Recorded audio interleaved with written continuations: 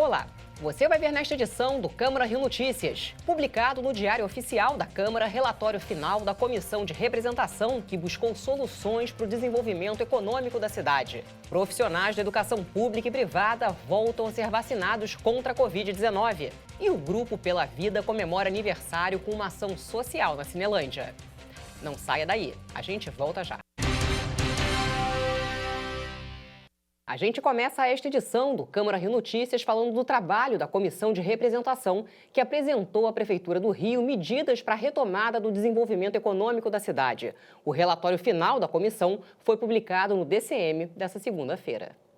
Um dos setores que mais sofreu os impactos da pandemia do novo coronavírus. A crise econômica atingiu diretamente empresários do comércio de bens e serviços.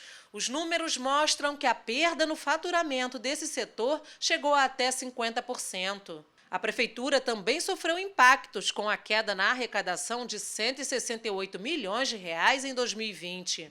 A Câmara Municipal criou a Comissão Especial de Desenvolvimento Econômico para promover estudos, acompanhar e analisar os reflexos da crise no setor, visando a recuperação e o equilíbrio fiscal das finanças do município.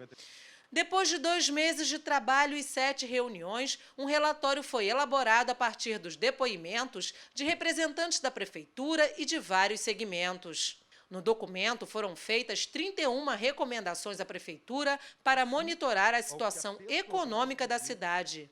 Entre elas, o envio de projetos de lei à Câmara para as reformas da Previdência, tributária e administrativa. A revisão da lei de 2017, que promoveu alterações dos valores do IPTU e a renegociação de contratos da dívida pública. O relatório da Comissão de Desenvolvimento Econômico foi muito importante para guiar os trabalhos do Legislativo com relação aos pontos mais urgentes no desenvolvimento econômico e nas finanças da cidade. Desburocratização, simplificação, são pautas que têm ali previstas com várias recomendações e também pelo lado das finanças, o corte nas despesas da Prefeitura, como a reforma da Previdência, a reforma administrativa e uma reforma tributária que melhora os dois, a arrecadação e também a forma como a iniciativa privada lida com o poder público. Mas um outro relatório também foi apresentado pelo segundo vice-presidente da comissão, vereador Lindbergh Farias, que concluiu que outros assuntos deveriam constar no documento, como, por exemplo, a volta do auxílio emergencial e a instituição do programa Renda Cidadã. Os 2 relatórios foram publicados no Diário Oficial da Câmara, mas apenas o documento aprovado pela comissão deverá ser entregue à Prefeitura para auxiliar o Poder Executivo a desenvolver ações concretas para impulsionar a retomada do setor de desenvolvimento econômico. Nós apresentamos uma série de sugestões de ações para que a Prefeitura possa implementar e fazer com que a cidade possa ter sua retomada econômica, volte a gerar empregos, volte a gerar oportunidades, já que o Rio foi uma das cidades mais afetadas pela pandemia. Então, acompanharemos de perto todas essas ações pelas quais fizemos essas sugestões e para que a Prefeitura possa realmente ajudar a cidade a ser recolocada como protagonista no país. Agora você confere a agenda desta semana do Legislativo Carioca.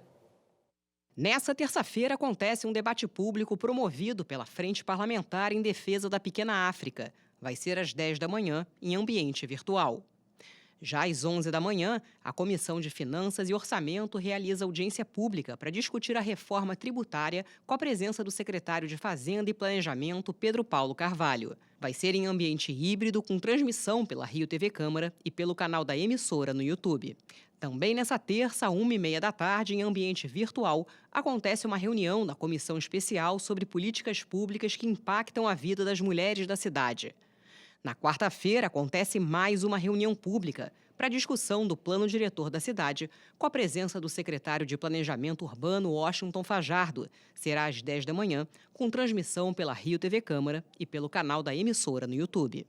Na quinta-feira, mais 4 eventos. Às 10 da manhã, em ambiente híbrido, a Comissão de Transporte e Trânsito realiza audiência pública para discutir a situação dos trabalhadores das empresas de transporte rodoviário de passageiros.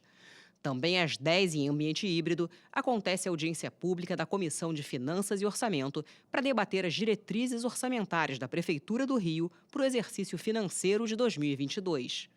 À 13h, em ambiente virtual, será realizada mais uma reunião da Comissão Especial da População em Situação de Rua.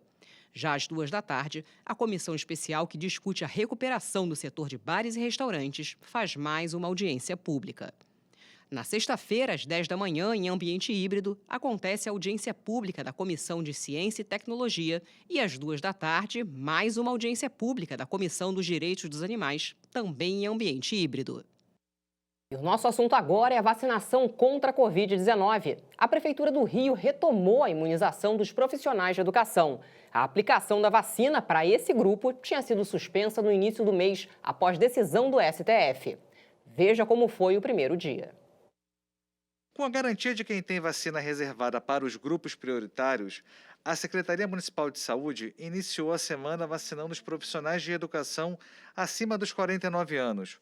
Até sexta-feira, está previsto vacinar trabalhadores da área com 45 anos. O profissional de educação, para ser vacinado, precisa levar o último contra-cheque ou então uma declaração da instituição que ele trabalha, seja pública ou particular. Nós esperamos em breve divulgar mais datas para mais idades, dando continuidade a essa priorização dos nossos profissionais de educação, porque a educação tem que ser prioridade. E no Rio de Janeiro é assim que a gente está seguindo, porque mais do que defender a educação no discurso, que isso é muito importante, precisamos escolher nas grandes decisões que tomamos na sociedade, como nesse momento de pandemia. E quem já vacinou exibe orgulhoso o cartão de vacinação e um coração como sinônimo de felicidade. E os números da vacinação na cidade do Rio de Janeiro continuam avançando. Já são quase 30% dos cariocas imunizados contra o coronavírus.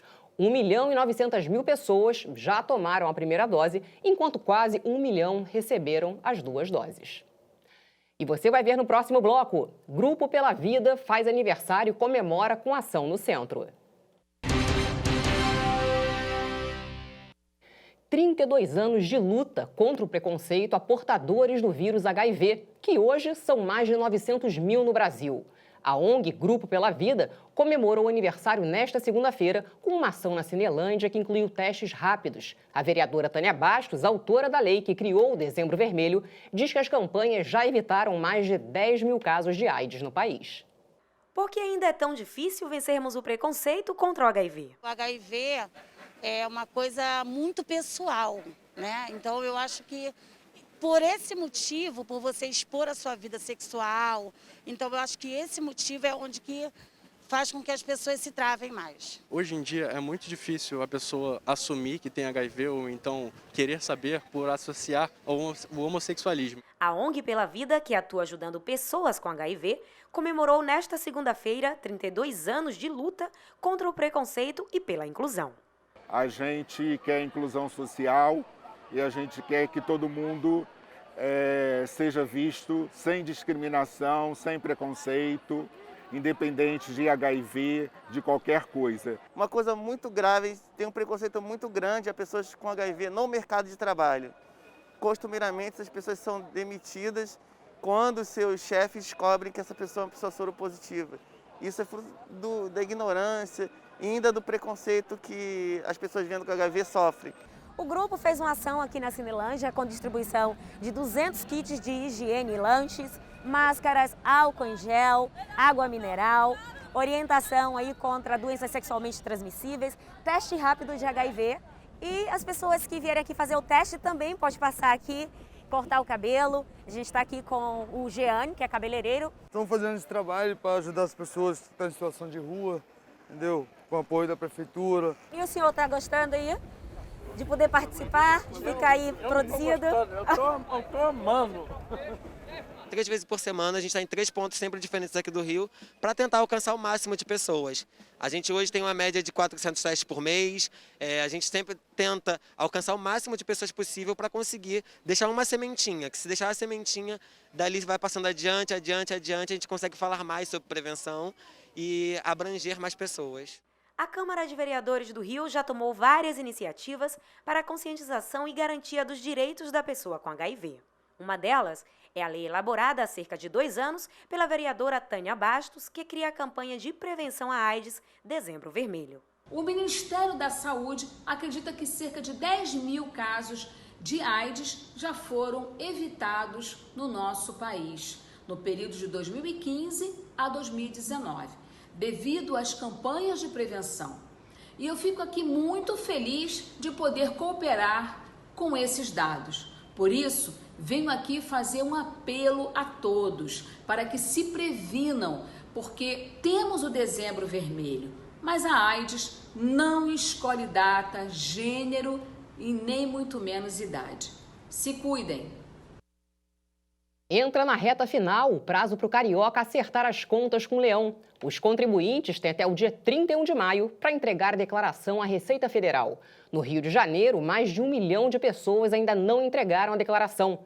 Quem perder o prazo terá que pagar uma multa de 1% sobre o imposto devido ao mês. No dia 31, a Receita Federal paga o primeiro lote de restituições no valor de 6 bilhões de reais. A Frente Parlamentar em Defesa da Pequena África realiza nesta terça-feira o primeiro debate público. A ideia é discutir políticas públicas para o desenvolvimento e segurança da região. Um reduto culturalmente rico e localizado em pleno centro da cidade.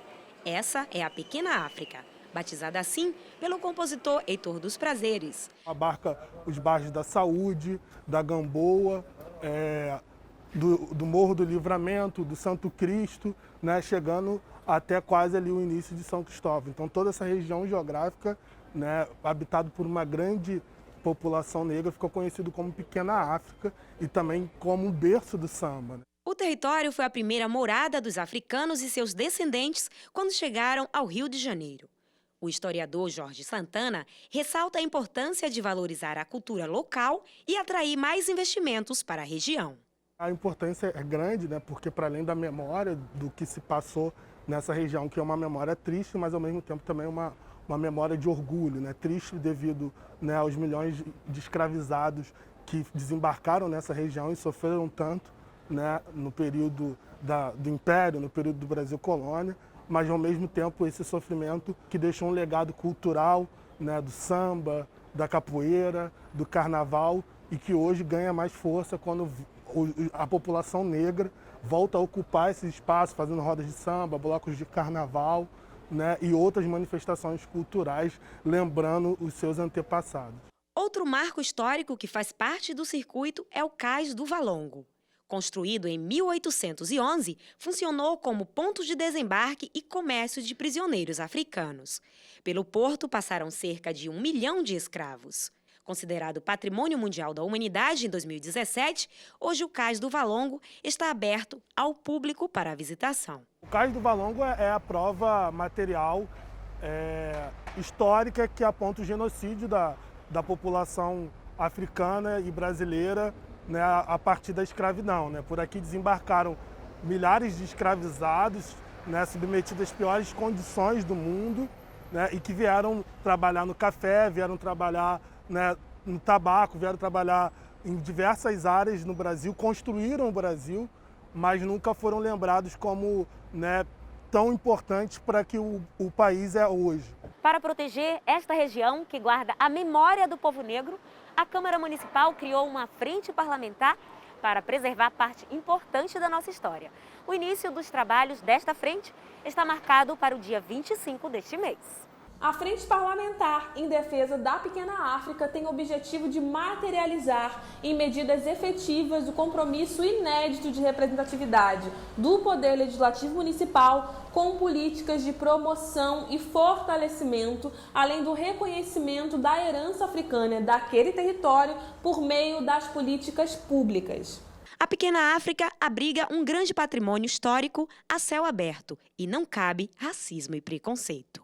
O racismo ainda, infelizmente, é uma realidade no Brasil que precisa ser combatido, que precisa ter políticas públicas, tanto de valorização da população negra, do legado negro, dos bens culturais negros, como também de punição àqueles que ainda insistem em diminuir as pessoas, né, negras no Brasil. E o Câmara Rio Notícias de hoje fica por aqui. Acompanhe nossa programação em câmara.rio e também nas redes sociais. Obrigada pela companhia. Amanhã a gente se vê.